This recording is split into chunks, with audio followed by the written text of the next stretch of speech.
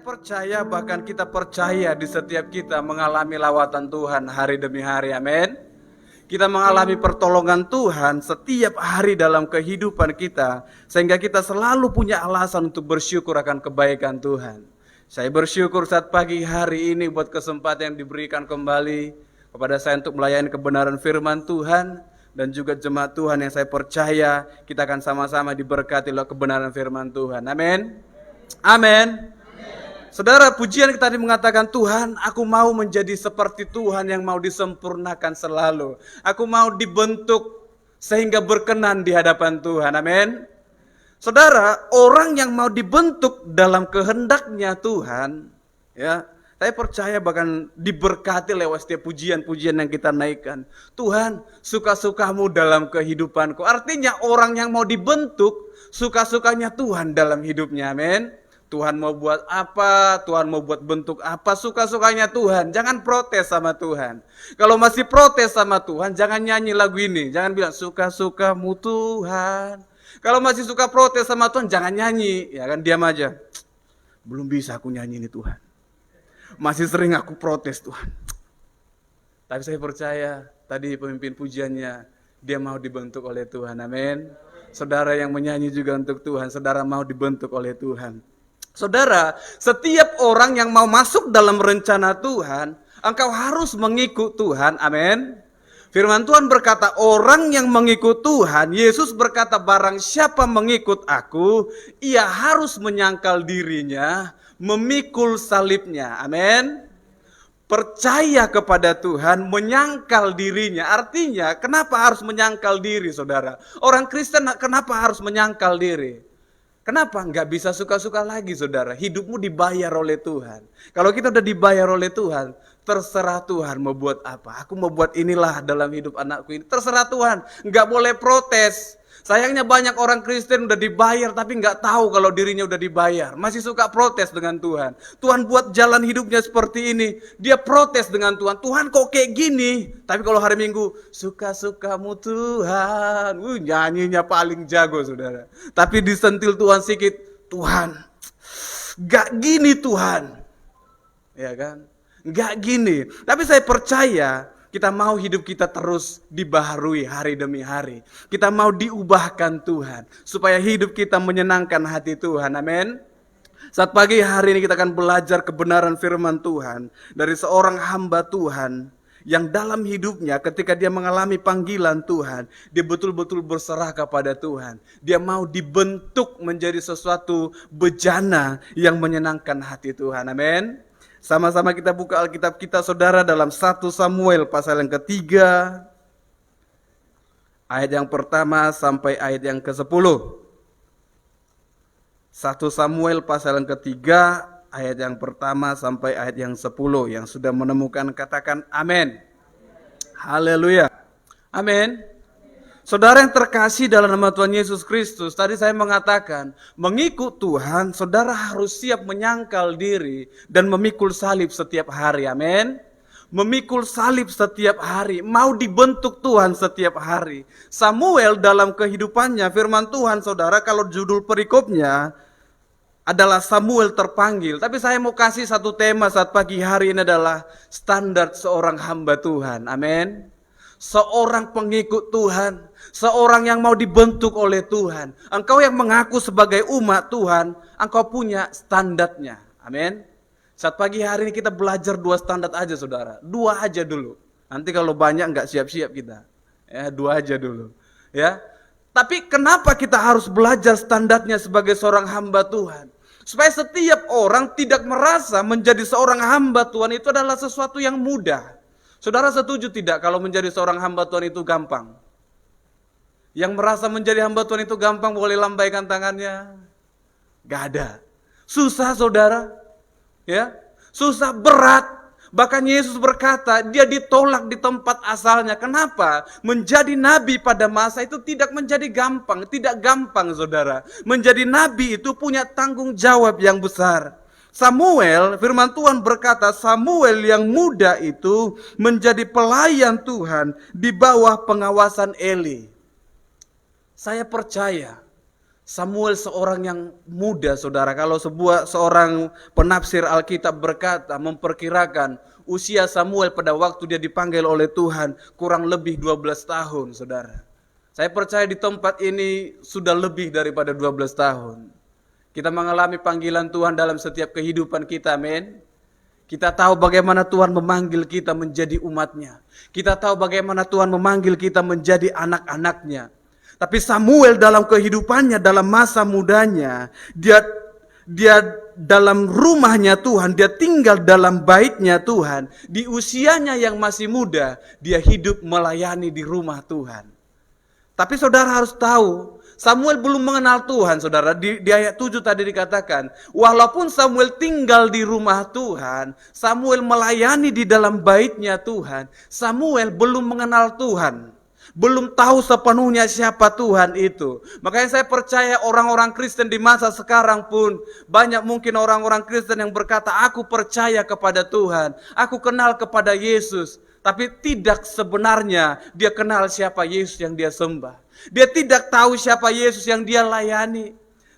Orang Kristen, kalau engkau berkata aku adalah pengikutnya Tuhan, engkau harus tahu siapa Yesus itu. Engkau tidak hanya capek melakukan rutinitas pelayananmu, tapi engkau tidak tahu siapa yang kau layani. Khususnya kita sebagai pelayan-pelayan Tuhan. Kita capek setiap hari Minggu, saudara, kita datang latihan setiap hari Kamis mungkin. Kita datang menara doa. Kita sibuk melakukan liturgi-liturgi. Kita sibuk mengikuti ritual-ritual rohani, saudara. Tapi kita tidak tahu siapa yang kita layani. Kita masih polos dalam rohaninya, ya kan? Polos, nggak tahu siapa sih Yesus itu, nggak tahu. Samuel sama seperti itu. Dalam usianya yang muda, dia melayani di rumah Tuhan, tapi dia belum mengenal sepenuhnya siapa Tuhan. Dia tidak tahu sepenuhnya siapa Yahweh itu. Saudara, pada masa itu saudara yang terkasih dalam Tuhan Yesus, ayat 1 dikatakan, Samuel yang muda itu menjadi pelayan Tuhan di bawah pengawasan Eli. Pada masa itu firman Tuhan jarang, penglihatan pun tidak sering. Saudara yang terkasih dalam Tuhan Yesus Kristus, firman Tuhan berkata pada masa itu, pada masa Samuel tinggal di baitnya Tuhan. Kalau saudara lihat sejarah Israel, saudara, mulai daripada kitab Hakim-Hakim, itu masa-masa kekacauan di bangsa Israel. Bahkan dalam masa-masa Samuel pun itu bicara tentang bagaimana tabut Tuhan dirampas, dibawa ke negeri orang Filistin. Itu bicara tentang kekacauan. Jadi firman Tuhan berkata pada masa itu firman Tuhan sangat jarang, ya, bahkan penglihatan pun tidak sering. Jadi tidak salah kalau pada masa itu Samuel tidak tahu siapa Tuhan. Samuel tidak melihat bagaimana pada masa orang Israel keluar melihat tiang awan, melihat tiang api, melihat mana. Samuel nggak lihat itu, saudara. Kenapa? Masa itu masa kekacauan bagi bangsa Israel. Sejak masa hakim-hakim, bangsa Israel mengangkat hakim menurut mereka. Kenapa? Mereka akan melakukan hal yang benar jika menurut mereka itu benar. Itu masa hakim-hakim, saudara. Di situ sepertinya Tuhan tidak bekerja dalam kehidupan bangsa Israel. Mereka hanya mengangkat satu hakim yang menentukan itu benar atau salah. Kalau benar kata si hakim, benar lakukan. Kalau salah, jangan lakukan. Bukan Tuhan yang memerintah. Makanya pada waktu itu ketika Samuel tinggal di dalam baitnya Tuhan, merupakan masa kekacauan bagi bangsa Israel. Bahkan mereka tidak pernah mendengar bagaimana Tuhan menyatakan dirinya. Ya, menjadi seorang hamba Tuhan tidaklah hal yang sembarangan. Saudara yang terkasih dalam Tuhan Yesus Kristus, tidak selamanya orang yang sekolah teologi otomatis menjadi hamba Tuhan. Saudara setuju? Tidak selamanya saudara orang yang sekolah teologi, sekolah Alkitab otomatis menjadi hamba Tuhan. Makanya banyak orang yang mengaku hamba, tapi kenyataannya Tuhan, ya kan? Dia berkata, aku hamba Tuhan, tapi sikapnya seperti tuannya Tuhan. Ya kan? Berbuat sesuka hati, melayani sesuka hati, kalau lagi mood mau melayani, kalau lagi enggak mood, yang enggak mau melayani. Ya, banyak orang Kristen yang mengaku menjadi hamba Tuhan, tetapi tidak mau dibentuk oleh Tuhan. Kita tadi bernyanyi saudara, Tuhan aku mau dibentuk menjadi bejana yang layak berkenan di hadapan Tuhan. Kalau engkau mau dibentuk oleh Tuhan, saudara, bukan sekolahmu yang menentukan engkau menjadi seorang hamba atau tidak. Bukan pendidikanmu yang menentukan engkau menjadi seorang hamba atau tidak. Atau bukan bakatmu yang menentukan engkau seorang hamba atau tidak. Ada orang yang bakatnya berkhotbah saudara, ya kan? Kalau dia ngomong sepertinya orang dengar gitu ya kan. Tapi bukan bakat yang menentukan engkau menjadi hamba Tuhan saudara. Makanya saat pagi hari ini kita belajar standarnya seorang hamba Tuhan. Jangan hanya dunia yang buat standar saudara. Dunia kan buat standar. Pendidikan punya standarnya, ya kan? Saudara dimanapun engkau melayani, bekerja, ya kan? Yang bekerja pasti punya SOP-nya, ya kan? Semua punya standar. Dunia buat standar, tapi manusia bahkan hamba-hamba Tuhan sering lupa standarnya sebagai hamba Tuhan. Ya, merasa menjadi hamba Tuhan itu gampang, ya. Bahkan kita pun kadang kalau melihat seorang hamba Tuhan kita merasa enteng. Hamba Tuhannya dia. Sekolah teologinya dia, kemana itu? Ya kan? Jangan pernah menganggap rendah apa yang Tuhan tetapkan, amin. Karena saya percaya saudara yang terkasih dalam Tuhan Yesus, Tuhan yang menetapkan setiap hambanya menurut standarnya Tuhan, amin.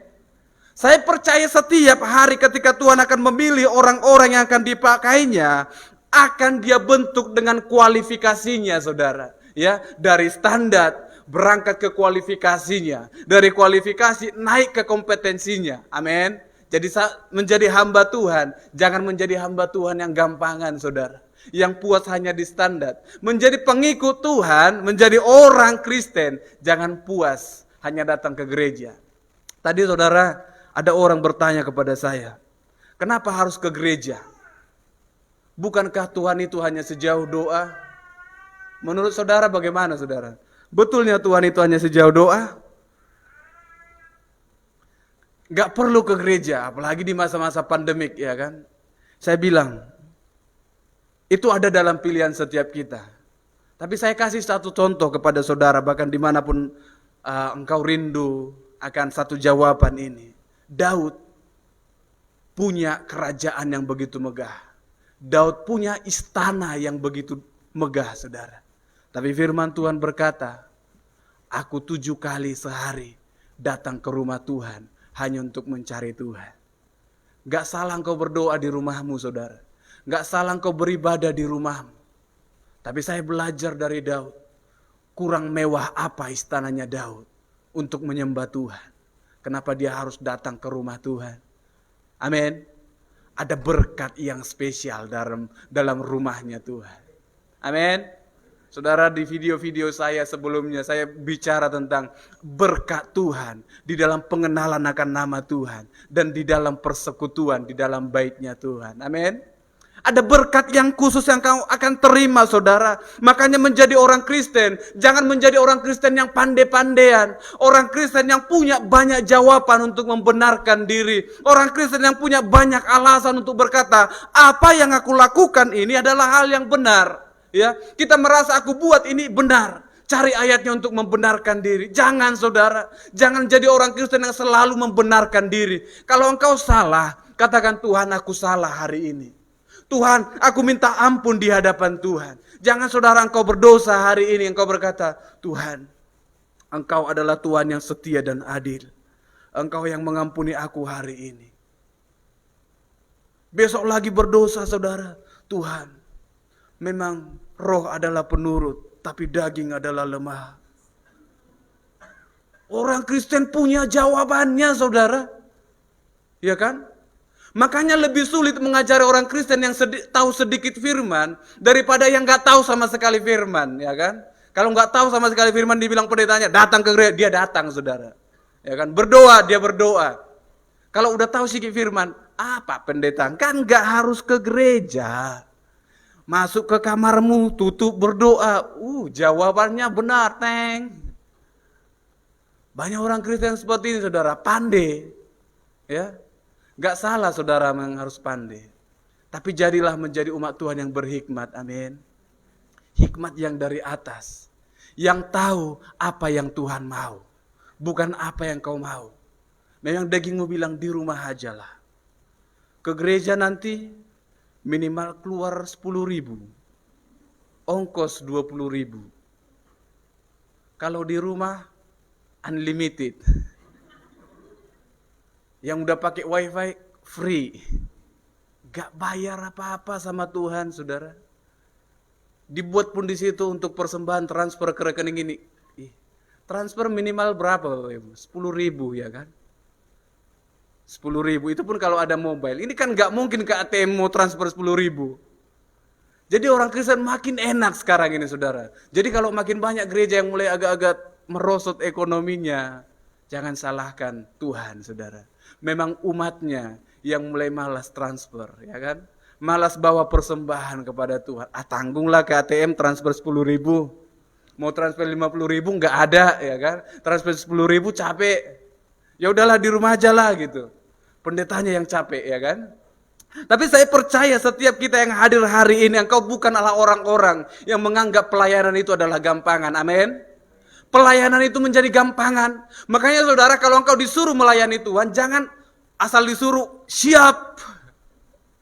Disuruh khotbah siap. Ini kalau dulu gaya tentara saudara. Apapun perintah siap laksanakan. Memang baik tidak baik waktunya sampaikan. Tapi bicara tentang pelayanan itu tidak gampangan adalah engkau punya persiapan dalam hidupmu. Amin.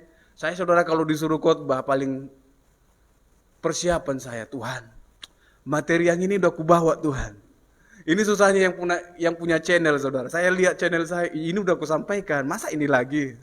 Tapi itu bukan membatasi bagaimana Tuhan bekerja saudara. Bisa saja itu harus kita sampaikan lagi. Tapi saya berpikir Tuhan mau sampaikan apa? Seminggu dikasih jadwal saudara, 2 hari terakhir baru saya dapat tema ya kan. Ini kadang hamba Tuhan, di situ dia mau khotbah disuruh saya naik. Terakhir dia bilang, kita buka Alkitab di sini, gak ada persiapan. Ya kan? Jadi jangan menganggap pelayanan itu gampangan saudara. Memimpin pujian pun bukan gampangan saudara. Saya dulu memimpin pujian di sini. Betul? Tapi karena suara saya kurang saudara, saya tahu itu Tuhan.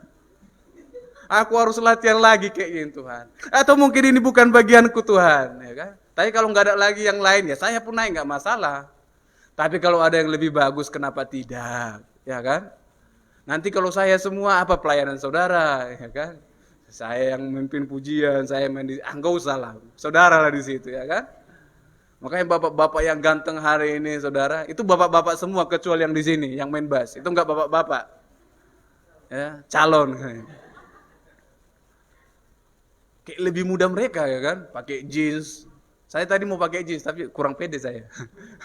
Tapi saya percaya kita sebagai umat Tuhan ya, jangan pernah menganggap rendah atau jangan menganggap bahwa menjadi hamba Tuhan itu adalah hal yang sembarangan. Menjadi hamba Tuhan punya standarnya. Standar yang pertama saudara, standar seorang hamba Tuhan yang sangat sederhana adalah mendapat panggilan dalam hidup. Amin.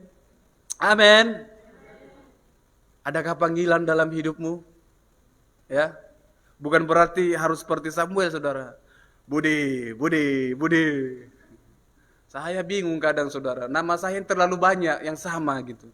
Jadi kalau dipanggil Budi, kadang saya mau tanya nanti sama Tuhan, Budi yang mana gitu kan. Ono. Tuhan Ono yang mana gitu kan. Ya kalau bisa nanti saudara-saudara kasih nama sama anak, jangan yang pasaran lah ya kan. Yang bingung ya kan. Bingung dipanggil yang mana gitu. Kalau bisa spesifik, kasih kode di belakang yang orang lain nggak tahu. Ya. Jadi pas Tuhan panggil Budiono 09, oh aku itu Tuhan. Masuk. Ya. Saudara, orang Kristen hamba Tuhan standar pertamanya engkau dapat panggilan dalam hidup. Amin. Kalau engkau tidak dapat panggilan, itulah hamba Tuhan yang sok tahu. Ya kan? Merasa dipanggil. Pernah ya saudara lihat orang yang merasa dipanggil? Hah? Saya kadang di kantor gitu saudara, karena nama saya agak mirip, ya kan? Siapa lagi ya nama saya mirip di kantor saudara? No sama Ndo hampir sama saudara. Jadi kadang Bapak panggil Nduk, saya pikirkan, ya Pak, bukan kamu yang kupanggil. Merasa dipanggil. Banyak hamba Tuhan yang merasa dipanggil, ya kan? Ini susahnya jadi hamba Tuhan, saudara. Hamba Tuhan yang merasa dipanggil. Atau hamba Tuhan yang dipaksa dipanggil. Tuhan panggil aku, oh panggil aku, ya kan? Tuhan nggak panggil, Tuhan panggil aku, ya. Jadi jangan jadi hamba Tuhan yang merasa dipanggil, saudara. Tapi kalau engkau rindu dipakai Tuhan, Tuhan bisa pakai, amin. Tuhan bisa panggil setiap kita. Tuhan bisa panggil, bahkan setiap orang dipanggil untuk memberitakan firman Tuhan. Makanya dalam amanat agungnya Tuhan, beritakan ke seluruh dunia. Artinya, setiap kita memang dipanggil. Tapi kalau engkau tidak respon dengan panggilan itu, engkau tergolong dalam orang yang tidak dipanggil oleh Tuhan. Menjadi hamba Tuhan, standar pertamanya, engkau punya panggilan Tuhan. Amin. Punya panggilan Tuhan. Samuel mendapatkan panggilan dari Tuhan. Saudara, menjadi hamba Tuhan, saya katakan tadi, tidak hanya bakatmu, ya. Menjadi hamba Tuhan bukan karena menjadi dari bakatmu yang pandai bicara lah, pandai merayu orang lah, ya kan? Karena pandai merayu orang banyak jemaatnya, ya kan? Enggak, hamba Tuhan enggak itu standarnya. Jadi kalau ada orang yang jadi hamba Tuhan karena bakatnya, inilah yang digolongkan menjadi hamba Tuhan palsu, ya kan? Hamba Tuhan palsu. Antara hamba Tuhan yang ori dengan yang palsu, susah bedakannya, saudara. Ya kan? Uang aja harus ada alatnya yang bisa mendeteksi. Oh warna hijau asli. Ya kan? Hamba Tuhan, apalagi kalau kita susah bedakan mana yang asli, mana yang palsu. Ya, jadi sebagai hamba Tuhan, kita perlu standar yang pertama, engkau mengalami panggilan Tuhan. Jangan puas hanya sekolah teologi. Amin. Yang sekolah teologi, jangan puas. Engkau punya gelar sarjana teologi, punya gelar magister teologi, punya gelar doktor teologi, bentar lagi profesor teologi. Ya, gelarnya hanya memperpanjang salibnya nanti kiri kanan, ya kan? Gimana harus ditulis semua? Terakhir bentuk salib pun lebih panjang kiri kanan daripada atas bawah. Ya, keberatan nanti kuburan yang di samping. Oi, salibmu. Panjang kali gitu. Kan nggak mungkin dibuat 3 baris gelarnya ke bawah. Ya, tapi banyak orang yang tidak mendapat panggilan Tuhan tapi merasa menjadi hamba Tuhan karena dia punya bakat, dia punya sekolah teologi, dia belajar sekolah Alkitab. Makanya mereka berkata, kalau aku sudah belajar Alkitab, aku adalah hamba Tuhan. Enggak, belum tentu. Adakah panggilan Tuhan dalam hidupmu? Samuel, saudara, Samuel sebenarnya dia dalam kepolosannya, dia tidak mengerti panggilan Tuhan. Kalau kita belajar bagaimana Samuel lahir, saudara, di pasal yang pertama, pasal yang kedua, saudara baca, di situ Hana bergumul dengan Tuhan. Elkana punya 2 istri, namanya Hana dengan Penina. Dia punya 2 istri, ini si Penina ini, istri kedua ini suka, menghina, membuli si Hana, gak punya anak gitu. Hana hatinya tertekan di hadapan Tuhan. Dia datang ke kaki Tuhan. Dia menangis di hadapan Tuhan. Saudara lihat pada waktu dia menangis, dia tidak tahu mau bicara apa dengan Tuhan. Dia tidak tahu apa bahasa yang lebih indah yang dia mau naikkan kepada Tuhan. Atau tangisan yang bagaimana yang dia bisa naikkan kepada Tuhan. Sampai Imam Eli dari sudut melihat, kayak mabuk si Hana ini. Tapi saudara, dia sedang bergumul dengan Tuhan. Saudara lihat nanti di pasal yang kedua, Samuel didoakan oleh Hana. Samuel diminta oleh Hana kepada Tuhan. Hana berkata kepada Tuhan, Tuhan, kalau engkau memberikan aku seorang anak, aku akan memberikannya kepada engkau. Amin. Panggilan Samuel dimulai daripada doa Hana. Amin. Adakah engkau adalah anak-anak yang diminta dari Tuhan? Atau yang asal lahir? Tapi asal lahir pun itu ada rencana Tuhan. Amin. Tuhan kenal saudara jauh sebelum bumi ini ada. Amin.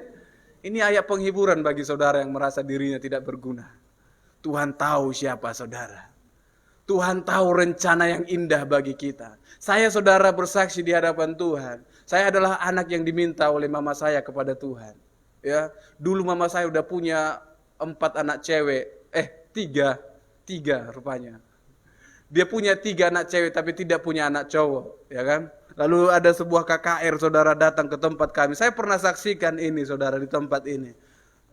Si pendeta berkata, siapa yang rindu anak laki-laki? Mama saya datang ke depan, gak pikir panjang dia, gak malu dia, ya kan? Jadi ketahuan yang gak punya anak laki-laki, ya kan? Dia datang, ada waktu itu ada 3 ibu saudara, mereka maju bersama-sama. Dan puji Tuhan tahun ke depannya, ketiga ibu ini melahirkan 3 anak laki-laki saudara. Saya belum jumpa 2 kembaran saya. Maksudnya waktu sama-sama diminta dari Tuhan. Tapi mama saya bilang, salah satu dia bernama Paulus Budiono. Tapi mama saya bilang, kamu cuma Budiono aja. Paulusnya gak usah katanya. Ya. Dan saya pernah cari tahu siapa nama pendeta itu saudara. Dan kebetulan Pak Oktaf juga kenal siapa hamba Tuhan itu ada di Medan ini saudara. Dan saya bersyukur Tuhan, aku rupanya orang yang udah Tuhan panggil sejak aku belum ada. Amin. Tanya sejarah saudara, engkau ada karena apa? Ya kan? Tapi semua karena Tuhan. Amin. Karena Tuhan, amin. Samuel diminta Hana daripada Tuhan. Hana bergumul dengan Tuhan dengan hancur hati. Dia menangis di hadapan Tuhan supaya apa? Dia punya anak. Lalu ketika dia punya anak saudara bayangkan ketika Hana punya anak. Saudara bayangkan bagaimana orang yang sudah lama tidak punya anak tiba-tiba punya anak, ya kan? Hatinya mau di rumah terus sama anaknya, ya kan?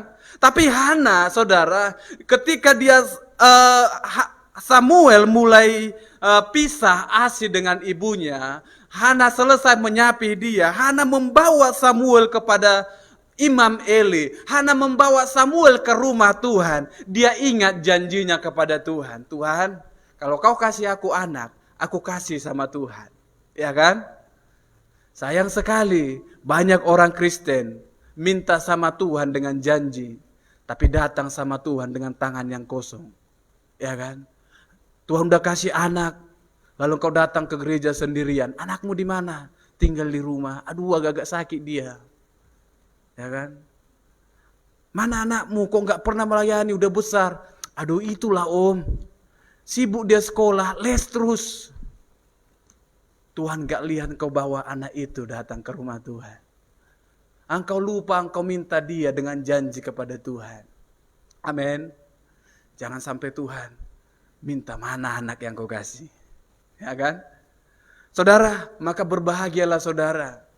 Saya katakan kepada orang-orang tua, kalau anak-anakmu datang bersama dengan engkau ke rumah Tuhan. Amin. Luar biasa kalau orang tua datang dengan anaknya ke rumah Tuhan bersama-sama. Datang satu mobil, yang naik mobil. Datang satu angkot, yang naik angkot. Iya kan? Iya saudara. Kami dulu saudara mulai kecil ya terpaksa kadang. Kenapa? Rumah kami di samping gereja. Ketahuan kalau nggak ke gereja. Ya kan? Kami kalau firman Tuhan, bayangkan anak-anak saudara waktu itu kami ya. Kalau lagi khotbah, kami keluar ke pastori, ya kan? Kami keluar agak-agak tidur-tidur di pastori. Pulang gereja itu udah kena apa itu? Kemana kau tadi waktu khotbah? Ya kan? Kan banyak anak pendeta di masa kami saudara. Mungkin di masa sekarang gak ada, ya kan? Mau doa berkat baru masuk. Ya kan? Waktu firman keluar. Entah ke toilet, entah ke rumah, entah kemana lah itu, ya kan? Udah mau doa berkat masuk ke gereja, tiba-tiba penuh gereja. Ya kan? Itu dulu masa kami saudara. Tapi saya bersyukur sama Tuhan, Tuhan baik sampai hari ini. Itu bapak saya marah nanti saudara. Kalian dari mana waktu firman? Oh, kalau udah kena sekali minggu depan gak berani lagi. Mau ngantuk pun duduk di situ. Ya kan? Ngantuk, apalagi suasananya kan agak dingin di sedikit halang. Anginnya lagi. Sepertinya tidurlah. Ya. Itu tenang gitu. Sepoi. Kayak pantai-pantai kita. Apalagi suara pendetanya agak merdu. Tenanglah. Makanya kadang gak tahu kita udah pendeta bilang amin, kita masih dengar firman amin. Padahal pendetanya udah siap. Makanya saudara menjadi anak pendeta itu dulu susah saudara.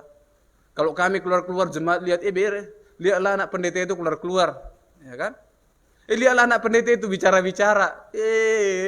Dipikirnya anak pendeta ini harus sempurna kali di gereja. Duduk tenang, lipat tangan, buka Alkitab. Jawab, amin, amin, haleluya. Enggak, saudara. Ya. Gak gampang jadi anak hamba Tuhan. Bayangkan jadi anak hamba Tuhan pun gak gampang, apalagi jadi hamba Tuhan, ya kan? Saudara lihat pendeta, kalau di kami lah gitu kan, dulu di kampung saudara. Gak boleh pendeta itu keluar dari rumah pakai celana pendek, ya kan? Pernah ya saudara alami masa-masa seperti itu? Berarti cuma aku yang masa-masa. Gak boleh pendeta itu keluar pakai celana pendek, pakai kaos lengan pendek, gak boleh. Koknya pendeta harus keluar pakai batik, pakai celana. Saya lihat bapak saya terakhir marah-marah mama saya, celana jasnya dipakainya ke ladang. Ya kan? Mama saya bilang itu mahal pak, cemana? Gak mungkin pakai celana pendek ke ladang. Ya kan? Terakhir celana jas yang jadi ke ladang. Bingung kami membedakan yang mana celana ke ladang, mana ke gereja. Ya kan? Bapak saya kurang tinggi saudara, jadi celananya agak-agak nyeret semua. Pernah saya ajari, Pak agak-agak kuncupkanlah sedikit celana di bawah. Apa itu? Udah kayak gini lah bapak-bapak katanya. Jadi goyang-goyang di belakang saudara. Kadang saya sebagai anak capek lihatnya pas celana itu goyang-goyang. Tapi semua orang punya selera, amin. Keluar dengan batik kebesaran. Kalau anaknya kan udah mulai ngepas gitu ya kan. Bapak saya, jas bapak saya pun kalau saya pakai masih kebesaran saudara. Padahal saya lebih besar dari bapak saya. Amin. Samuel diminta oleh Hana dari Tuhan. Ya, Tuhan memanggil, ya, saya percaya ketika Tuhan yang memanggil engkau, Dia Tuhan yang memilih engkau, dan Dia Tuhan yang mempersiapkan engkau. Amin. Kalau Tuhan panggil saudara, Dia yang akan memilih engkau. Dari banyak anak pendeta, siapa engkau yang dipilih? Amin.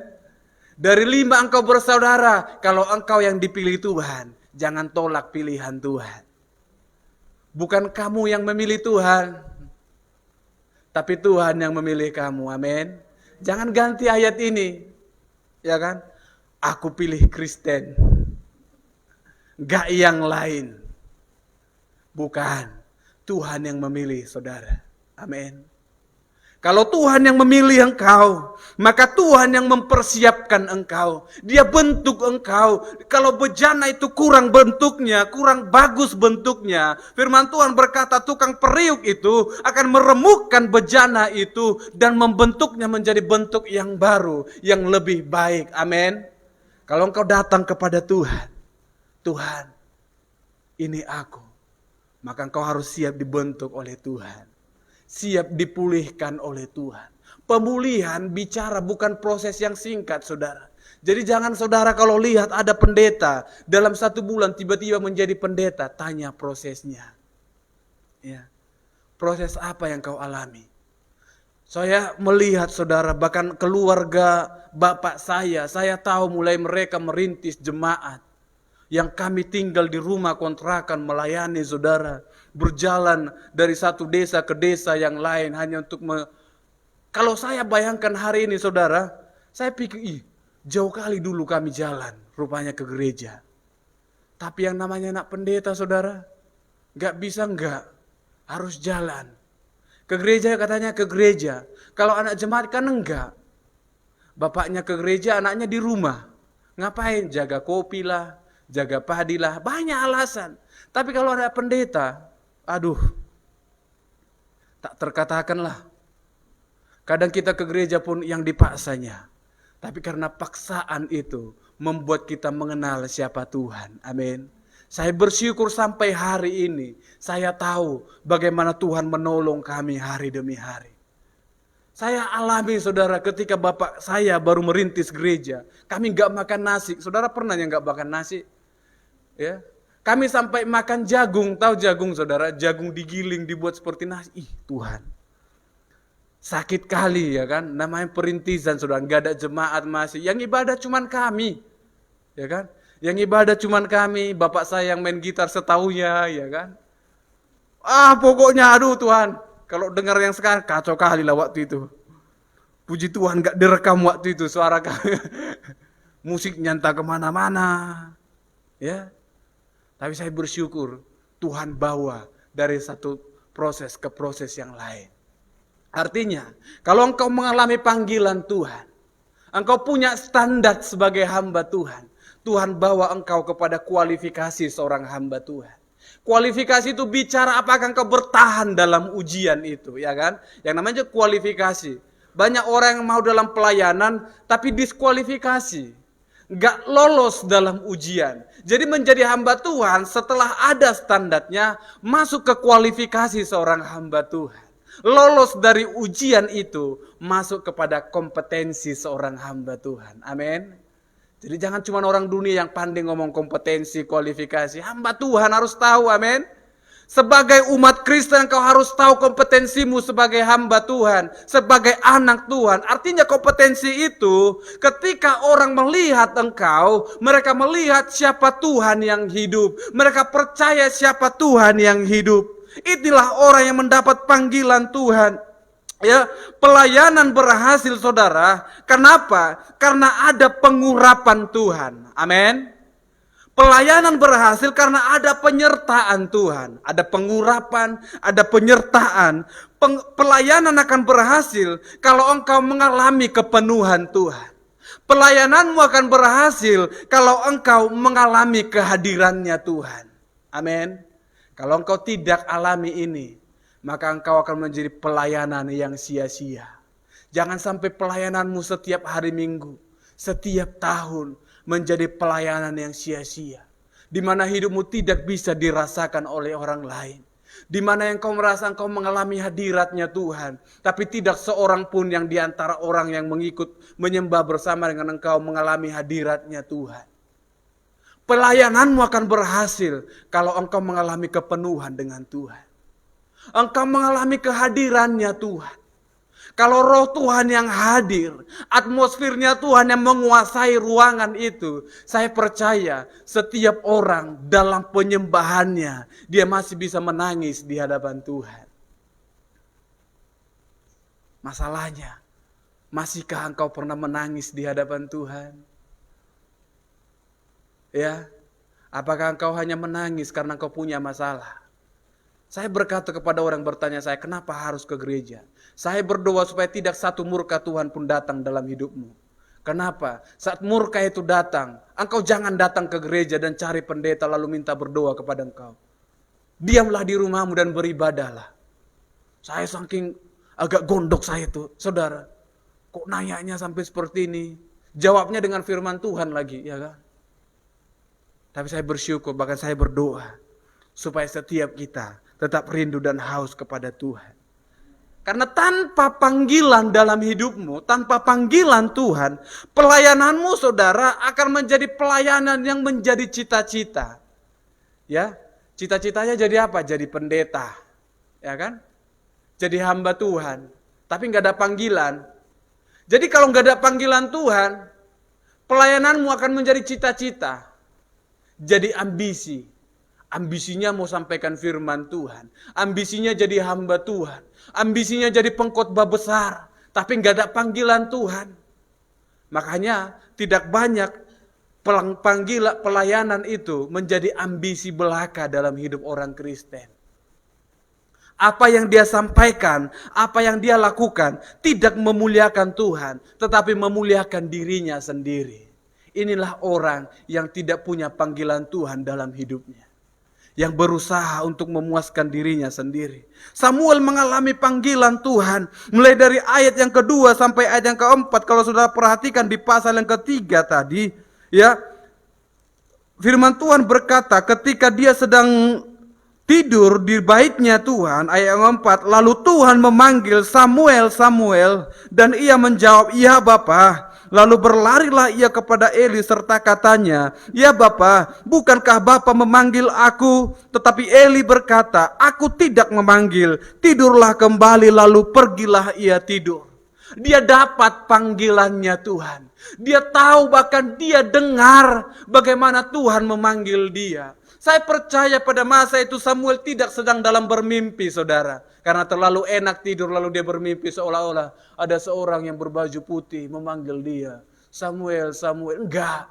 Samuel enggak bermimpi pada waktu itu, tapi saya percaya Tuhan hadir di sisi Samuel. Tuhan hadir dalam baitnya Tuhan itu. Lalu memanggil Samuel, Samuel, Samuel. Samuel mendengar dengan telinga jasmaninya, saudara. Makanya dia datang kepada Eli. Dia berkata, "Ya Bapa, bukankah engkau memanggil aku?" Samuel dapat panggilan Tuhan. Amin. Samuel dapat panggilannya Tuhan. Setiap kita orang-orang yang percaya kepada Tuhan, yang mengaku sebagai hamba Tuhan, engkau harus dapat panggilan Tuhan. Standar yang pertama, engkau punya panggilan Tuhan. Standar yang kedua adalah sikap hati yang taat. Amin. Samuel taat kepada Tuhan.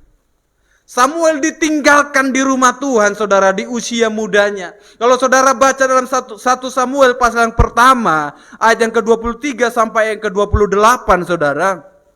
Ketika Samuel pisah ASI daripada ibunya, ibunya langsung antarkan ke rumah Tuhan, ditinggalkan di rumah Tuhan. Tapi Samuel taat, betul? Samuel enggak, "Bapak, mama, aku mau pulang." Enggak. Ada orang, saudara, yang ketika datang ke STT, udah sekolah di STT, lihat asramanya begini, lalu telepon mamanya, "Bapak, mama, aku mau pulang, aku gak kuat." Gak kuat, Ma. Kami gak sarapan. Nasi kami cuma segini. Pagi-pagi harus doa, malam-malam harus doa. Ma, kami disuruh puasa, di rumah kan gak pernah puasa. Dia telepon bapaknya. Kalau bapaknya rasain. Kalau mamanya, "Aduh kasihan anakku. Aduh kambulan nanti mahnya itu. Papa, kemana anak kita? Suruh pulang. Gak gampang sekolah teologi, saudara. Kalau saudara gak percaya, suruhlah anak saudara masuk sekolah teologi. Kalau gak diteleponnya saudara di bulan pertama, ya, gak gampang, saudara. Pembentukan itu gak gampang. Tapi Samuel, dia ditinggalkan begitu saja di rumah Tuhan. Dia taat kepada mamanya. Dia pisah dengan mamanya. Saudara, kalau saudara lihat kisahnya, bahkan Hana sangat dekat dengan Samuel. Setiap bulan ketika dia datang ke rumah Tuhan, dia selalu membawakan baju baru untuk Samuel. Tapi Samuel gak ikut pulang, saudara. Walaupun mamanya begitu baik, dia memilih diam di rumah Tuhan. Samuel tunduk kepada mamanya. Samuel tunduk dan hormat kepada Eli. Amin. Dia berkata kepada Eli, "Iya Bapa." Saudara, bayangkan sampai seorang hamba Tuhan, dia panggil menjadi bapa dalam hidupnya. Artinya kalau engkau mau menjadi hamba Tuhan, engkau harus punya sosok seorang bapa rohani dalam hidupmu. Amin. Amin. Jangan merasa engkau adalah bapa rohani. Ya kan? Gak mau menjadi anak rohani tapi selalu merasa menjadi bapa rohani. Inilah orang tua yang kadang pengetahuan Alkitabnya masih sedikit, tapi merasa bapa rohani. Kenapa? Eli adalah seorang bapa yang menuntun Samuel dari usianya yang masih muda sampai dia dewasa, saudara. Samuel memanggil dia bapa. Bapa, kenapa? Tiap hari tinggal dengan Eli, ya kan? Betul, saudara? Artinya, Paulus pernah berkata kepada jemaat Korintus, saudara baca nanti dalam 1 Korintus 4 ayat 15. Engkau punya banyak pengajar, beribu-ribu pengajar engkau punya, tapi engkau tidak punya satu bapa. Engkau butuh bapa rohani untuk menuntun engkau. Amin. Engkau butuh bapa rohani yang mengingatkan engkau.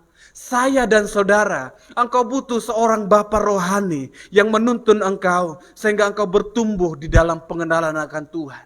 Jemaat Korintus menjadi jemaat yang sombong pada waktu itu. Mereka angkuh secara intelek, mereka kaya secara materi, tetapi mereka merosok secara moral. Makanya Paulus berkata, kamu punya banyak pengajar, tapi kamu tidak punya satu bapa. Dia berkata, kamu seharusnya hanya membutuhkan satu bapa rohani, yaitu aku, kata Paulus pada masa itu.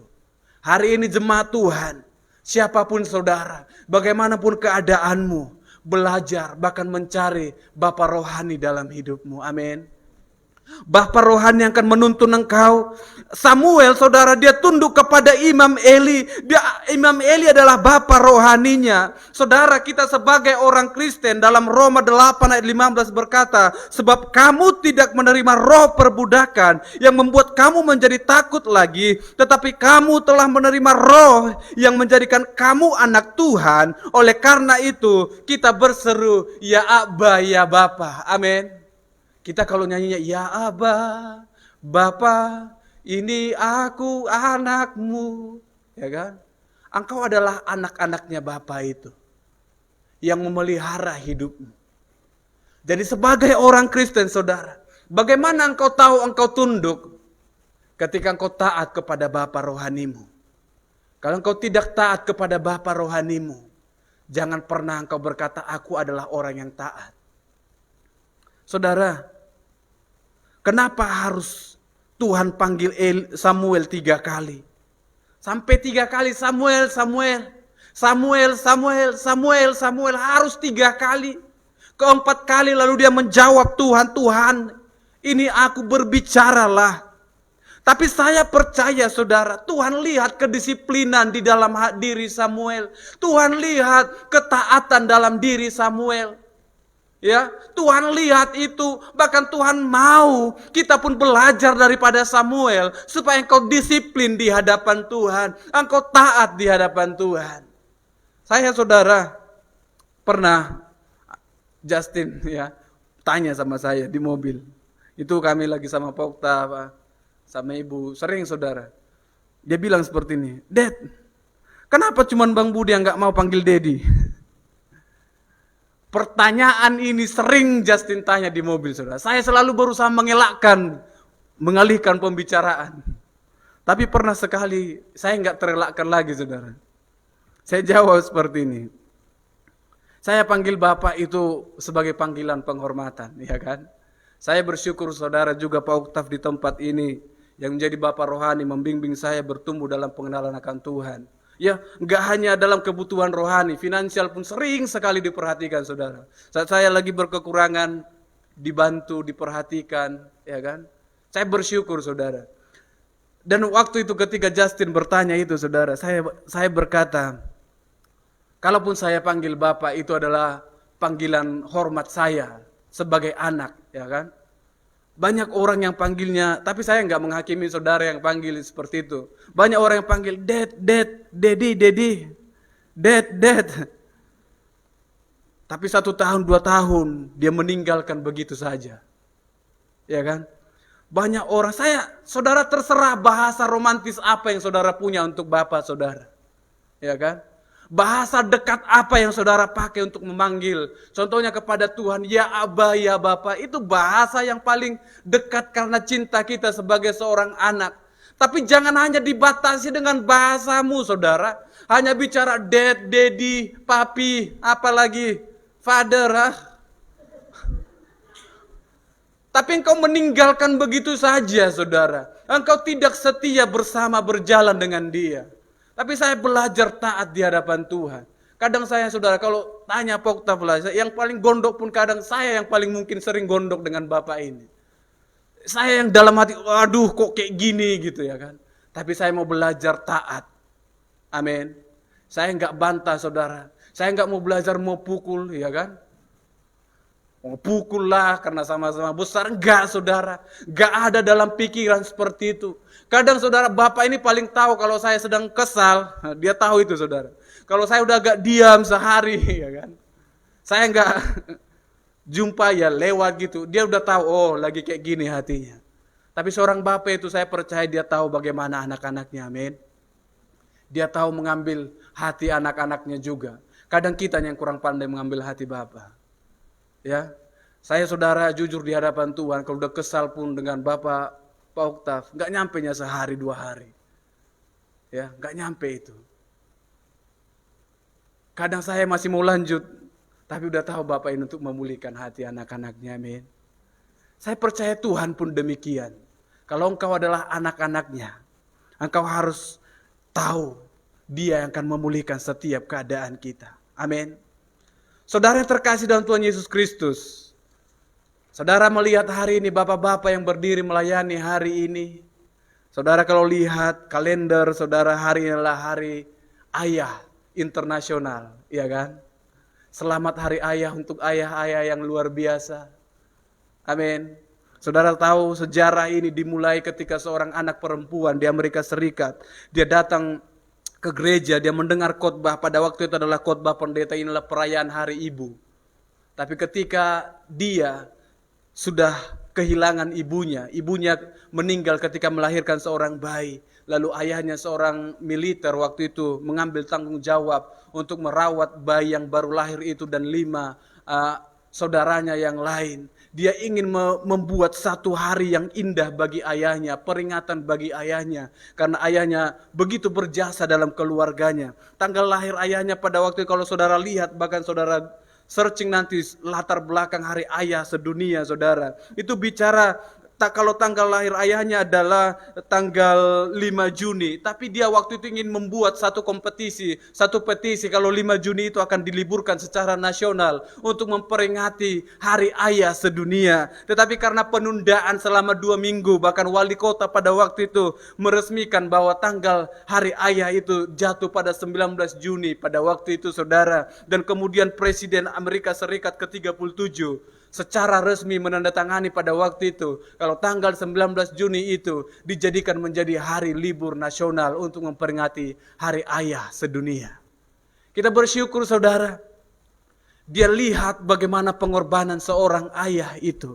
Saya percaya kenapa orang begitu mencintai ayahnya, saudara. Begitu mengasihi ayahnya. Pada masa itu Samuel dia mau dibimbing oleh Eli. Sementara dia punya Elkana sebagai bapa jasmaninya. Tapi dia hormat kepada Eli. Dia dengar-dengaran kepada Eli. Dia memanggil Eli, ya bapa. Yang walaupun dia bukanlah anak kandungnya. Saudara, anak rohani itu kadang harus mengerti, saudara, apa bedanya anak rohani dengan anak sendiri. Kalau saudara perhatikan dalam 1 Samuel 2 ayat yang ke-12, saudara, anak rohani Samuel yang anak rohaninya Eli bertumbuh di dalam pengenalan akan Tuhan. Tetapi anak-anaknya Eli yaitu Hofni dan Pinehas, mereka hidup menyakiti hati Tuhan.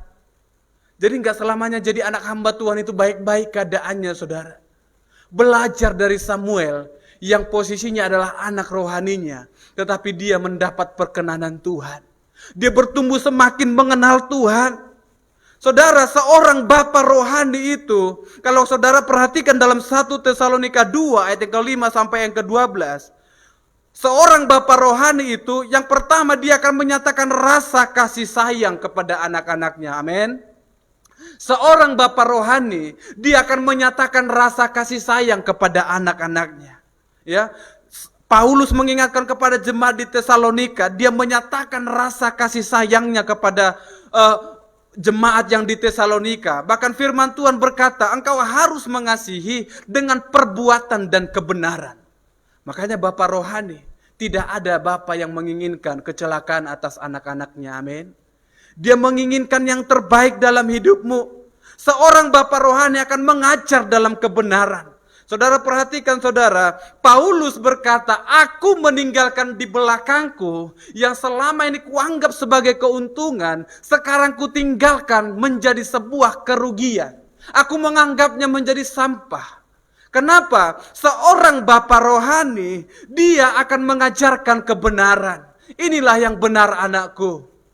Takut akan Tuhan adalah permulaan hikmat dan pengetahuan. Ini bapa rohani yang mengingatkan ini kepada engkau. Memang tidak hanya bapa rohani, bapa jasmani pun punya kewajiban untuk mengingatkan hal-hal ini kepada anak-anaknya. Tetapi sebagai bapa rohani, Paulus berkata, kalau engkau menerima didikan, engkau akan memperoleh hikmat. Kalau engkau memperoleh hikmat, engkau akan memperoleh kepandaian. Kalau engkau mendapat kepandaian, jalanmu akan penuh dengan bahagia dan sejahtera akan mengikuti kehidupanmu.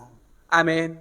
Kalau engkau dipimpin oleh seorang bapa rohani yang takut akan Tuhan, hidupmu akan menjadi hidup yang penuh dengan sejahteranya Tuhan. Bapa rohani akan membawa engkau ke dalam keberhasilan. Saudara, Bapa rohani tidak akan menginginkan masa depanmu penuh dengan kehancuran. Tapi dia mau engkau lebih berhasil mungkin daripada dia. Dia mau pelayananmu lebih berhasil daripada pelayanannya. Sama dengan apa yang Paulus katakan kepada jemaat Tesalonika. Ya, dia berkata, dia membawa jemaat itu ke dalam keberhasilan. Paulus berkata kepada Timotius, seorang pengajar, seorang bapa rohani itu adalah dia yang pandai mengajar, dia yang sabar, dia yang lemah lembut. Bapa rohani itu lemah lembut. Bapa rohani itu pandai dalam mengajar, cakap dalam mengajar, dan dia panjang sabar. Amin. Dia menuntun kita sampai kita masuk dalam keberhasilan. Saudara yang terkasih dalam Tuhan Yesus. Tapi pada masa itu Samuel belum mendapat pengenalan yang benar akan Tuhan. Di ayat yang ke-7 Samuel belum mendapat pengenalan akan Tuhan. Tetapi Samuel taat dan melakukan apa yang Eli katakan. Amin. Eli berkata, Samuel, ketika Eli tahu Tuhan yang memanggil engkau.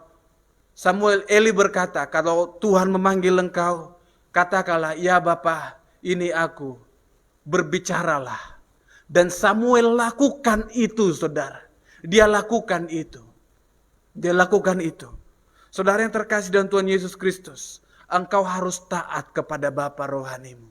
Engkau harus taat kepada Bapa yang menuntun engkau. Berapa banyak hamba Tuhan yang mengaku menjadi hamba Tuhan, tetapi dia hidup sebagai seorang Tuhan. Dia tidak mau dipimpin, dia tidak senang dipimpin, tapi dia senang menjadi seorang pemimpin, saudara. Dia tidak mau ketika dia dipimpin, ditegur, dia tidak siap untuk ditegur. Ketika sebuah organisasi menegur, dia lebih memilih untuk memilah diri, membuka organisasi lain. Tapi dia tidak mau dipimpin oleh Bapa rohaninya. Kenapa? Penyakit dalam kekristenan sering sekali tidak mau taat dan tidak disiplin di hadapan Tuhan. Saudara yang terkasih dalam Tuhan Yesus Kristus, Samuel pada waktu itu dia hanya ditugaskan di rumah Tuhan untuk mengisi minyak lampu dalam baitnya suci Tuhan. Hanya untuk mengisi minyak, saudara, tiap sore supaya lampu itu tidak mati. Tapi dia taat melakukan tugas itu. Dia disiplin, dia lakukan itu setiap hari, saudara. Dan dia mendapat perkenanan di hadapan Tuhan. Saudara yang terkasih dalam Tuhan Yesus, yang menjadi pertanyaan dalam kehidupan kita adalah, Eli 40 tahun menjadi imam, dia tidak mendengar Tuhan berbicara secara spesifik. Tapi Samuel dalam usianya yang 7 tahun, dia mendengar Tuhan panggil namanya. Saya rindu biarkan kehidupan Eli menjadi pelajaran bagi kita semua. Berapa lama engkau hari ini menjadi Kristen? Engkau tahu berkhotbah, engkau tahu melayani Tuhan, engkau tahu firman Tuhan. Tapi apakah engkau mendapat panggilan yang spesifik dalam hidupmu? Taatlah kepada bapa-bapa rohanimu. Tunduklah kepada mereka yang berjaga-jaga bagi keselamatan jiwamu. Maka engkau akan mendapat perkenanan di hadapan Tuhan.